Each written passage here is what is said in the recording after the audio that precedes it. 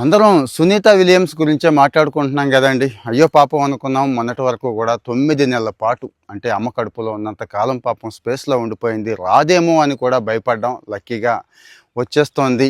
ఇక్కడ సునీత విలియమ్స్ గురించి నేర్చుకోవాల్సింది ఏముంది అంటే ఆస్ట్రోనాట్స్ గురించి నేర్చుకోవాల్సింది చాలా ఉంటుందండి. అంటే వాళ్ళ లైఫ్ స్టైల్ కానీ వాళ్ళు పడే కష్టం కానీ ఇలాంటివన్నీ కూడా మనకు ఉపయోగపడతాయి. కానీ నేను ఆ పరంగా కాకుండా ఒక్కొక్క మంచి ఎగ్జాంపుల్ చెప్తానండి. నాకు అనిపించింది చెప్తున్నాను. మీకు అనిపించిన మంచి ఎగ్జాంపుల్స్ కూడా షేర్ చేయండి.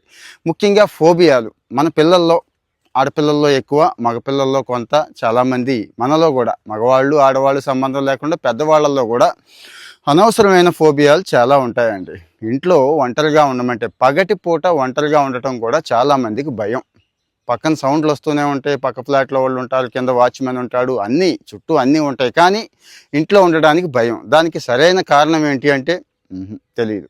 ఇంకొంతమందికి బల్లినో పిల్లినో ఇక తెలుసు కదా, బొద్దింకల దగ్గర నుంచి చిన్న చిన్న పురుగులు చూసినా కూడా విపరీతమైన భయం.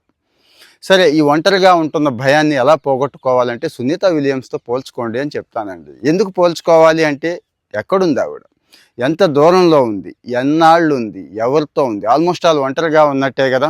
భూమికి సంబంధం లేకుండా ఒంటరిగా ఎలా ఉంది, ఎలా గడిపింది, అంత మానసిక నిబ్బరం, మానసిక స్థిరత్వం ఎలా సాధించగలిగింది అనేది ఆస్ట్రోనాట్ లైఫ్ స్టైల్లోకి వెళ్తే తెలుస్తుందండి. జనరల్గా ఆస్ట్రోనాట్స్ ఏం చేస్తారంటే ఎక్కువ ప్రయోగాలు చేస్తూ ఉంటారు ఆ టైం అంతా అనుకుంటాం కదా మనం. కానీ ఏం తింటారు, ఎక్కడ పోస్తారు, ఎక్కడ వెళ్తారు అనేది కూడా చాలామందికి డౌట్ ఉంటుంది. ఇలాంటివన్నీ కూడా అంటే ఖాళీ టైంలో ఏం చేస్తారు, బుక్స్ చదువుతారా, మ్యూజిక్ వింటారా, ఎలా అనేది కూడా యూట్యూబ్లోను గూగుల్లోను ఎక్కడ కొట్టినా కానీ వస్తుంది. కానీ ఇది మాత్రం అంటే ఈ రకమైనది మాత్రం లేదని నేను చెప్తున్నానండి. భయం, ఒంటరిగా ఉన్నానన్న భయాన్ని చాలామంది పోగొట్టుకోవాలి.